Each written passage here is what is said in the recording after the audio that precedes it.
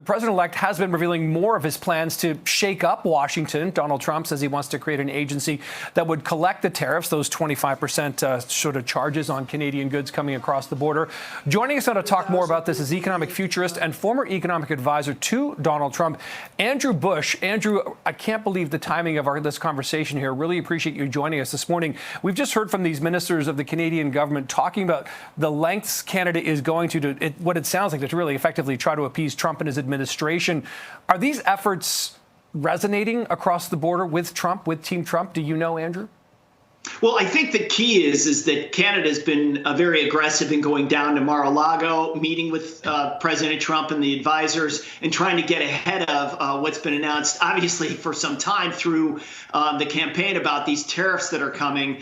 Canada got picked on a lot the last time Trump was in office, and they redid NAFTA into USMCA, or USMCA as they call it. And that led to, basically 99% of trade between the United States and Canada is tariff-free. So I think it's wise for the Canadians to move forward. I know Hillman's been down there. I know there's been a lot of commentary coming out about this, but this is really key, is to be smart about it, meet with the officials, work quickly, and try not to out-aggrandize Trump on this issue. And I think that's really key. Okay, so it sounds like you kind of like the Canadian strategy at this point here. I'm curious what your thoughts are on, and you know Donald Trump, what his strategy is regarding Canada, because none of this sort of financial or, fiscal annexation of the country came up during the election campaign here. What is it with Trump's sort of seeming obsession or interest in Canada now?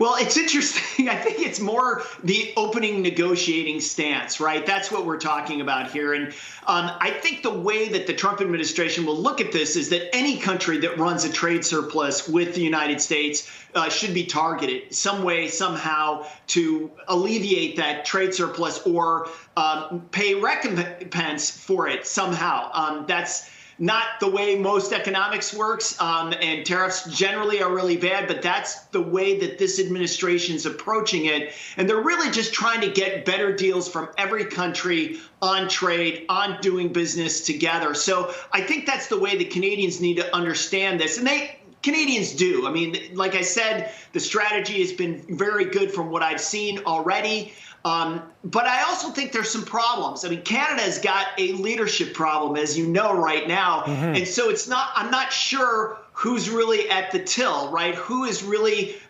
keeping the boat in the direction that it needs to be going?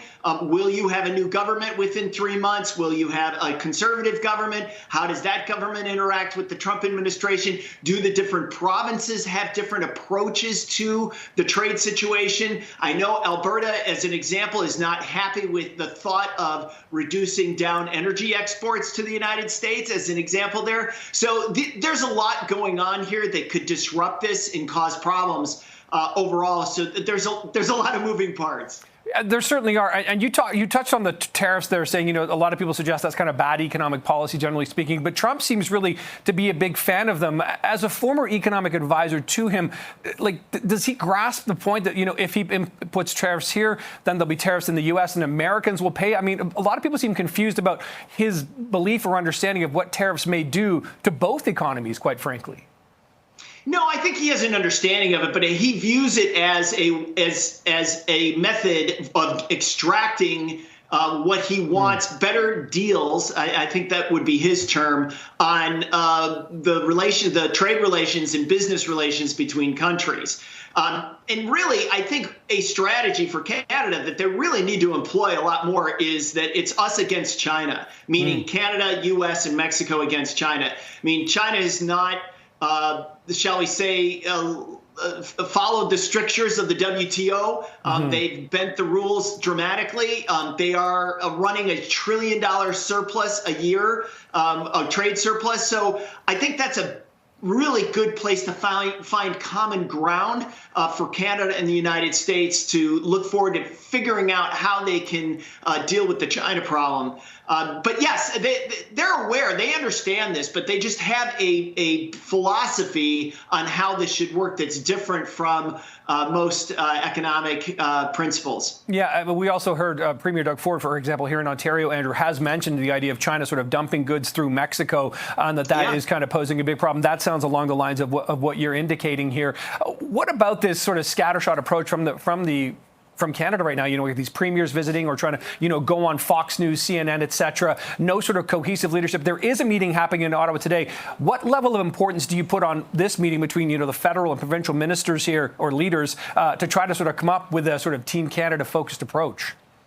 I think it's super important to stay unified and not to allow to be picked off from different trade standpoints. I already mentioned what Alberta thinks, and I think rightly so. So you really do want to be unified, and you want to be careful with that. And I just want to address something else, too. The incoming President Trump said that, Canada could be a 51st state, kind of jokingly.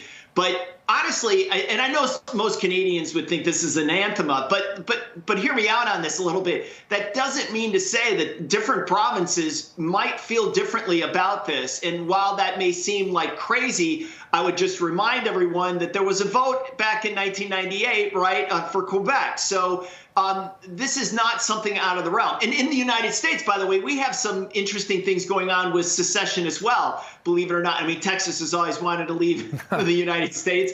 But also, just as an example, this is not crazy. There are counties in Illinois that want to become part of Indiana. Why do they like that? Because Indiana is a much better run state than Illinois and doesn't have the same pension and benefit problems that Illinois does. So when you start to think along the lines of what would this mean for Canada, well, what if Trump starts to really appeal to the different provinces on what they want and makes a case for that? Then it becomes very disruptive for Canadian politics, and it makes it really hard for Canada to stay unified in its approach.